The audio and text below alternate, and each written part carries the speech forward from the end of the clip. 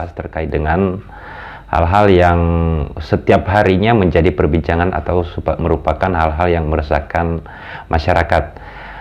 Pada teman-teman semua sebelumnya memang pernah saya membahas terkait dengan yang saya bahas dalam video ini, yaitu terkait dengan debt collector. Nah, sebenarnya debt collector itu terkesan negatif ya bagi masyarakat, dimana ketika mendengar nama orang yang disebut debt collector, maka yang kepikiran atau yang terpikir adalah terkait dengan ancaman, dengan kekerasan, melakukan ancaman kepada pihak debitur atau kepada pihak orang-orang yang ditagih, terutama ketika ada masyarakat yang terlambat melakukan pembayaran, baik itu pembayaran kendaraan atau pembayaran kartu kredit. Tapi sebenarnya secara hukum apakah sudah diatur terkait dengan debt collector? Debt ini merupakan istilah bahasa Indonesianya adalah utang, dan kolektor itu adalah merupakan pengumpul atau penagih. Jadi teman-teman harus tahu itu dulu kenapa disebut dengan debt collector gitu ya.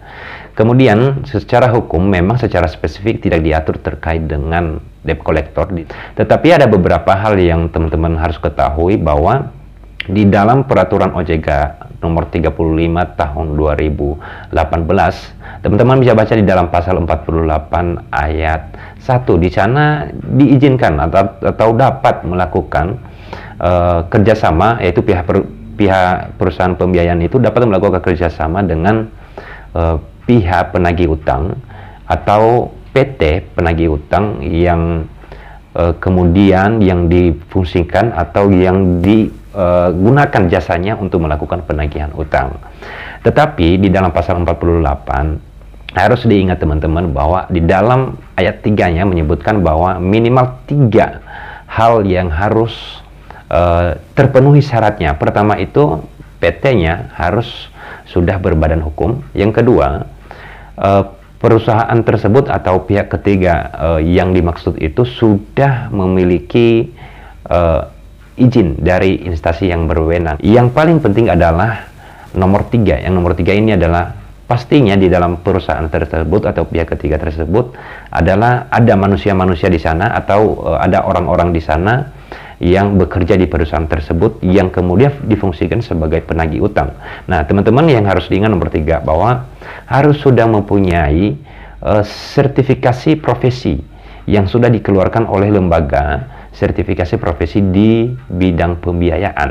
Nah, jika 3 hal tersebut belum dimiliki oleh pihak ketiga atau pihak perusahaan atau pihak penagih utang, maka tidak diperbolehkan.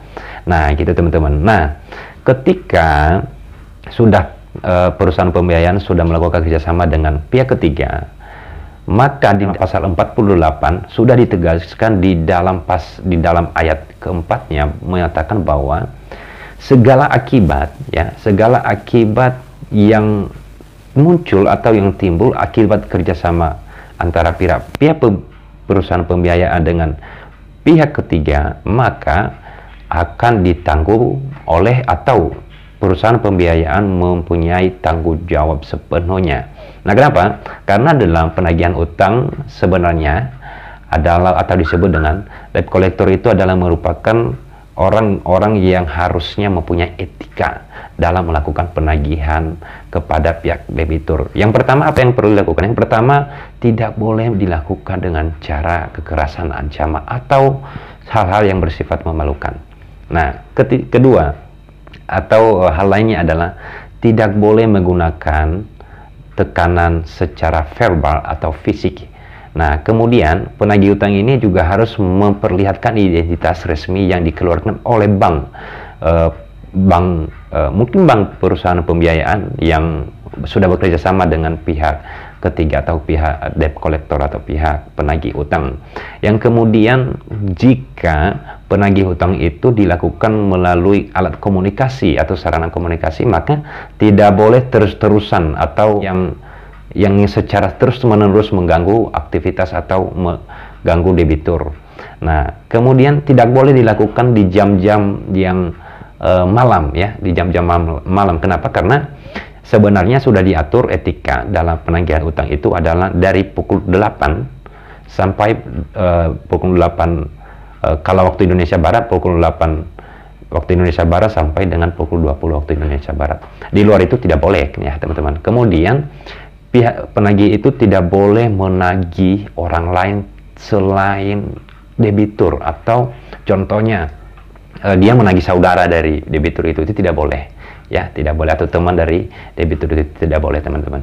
Nah, kemudian tidak boleh dilakukan penagihan di luar alamat ya, atau domisili si debitur, kecuali ya teman-teman, kecuali kalau memang ada persetujuan dari pihak debitur untuk dilakukan penagihan ke alamat yang lain, mungkin karena sudah pindah atau yang lain-lain. Itu merupakan adalah etika profesi penagih utang ya teman-teman, yang sudah mengikuti pendidikan di lembaga sertifikasi profesi atau penagih utang di bidang pembiayaan. Pastinya pasti tahu itu, pasti mengerti.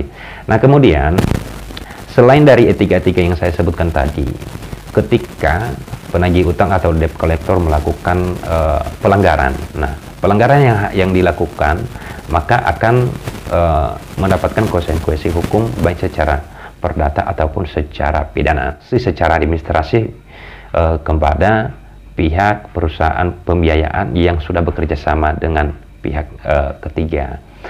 Yang kedua adalah bisa dilakukan pelaporan dengan beberapa pasal ke pihak kepolisian, dan juga dapat melakukan gugatan ke pengadilan. Nah, itu sekilas dan secara spesifiknya akan saya jelaskan pada video-video berikutnya. Terima kasih dan sampai jumpa kembali.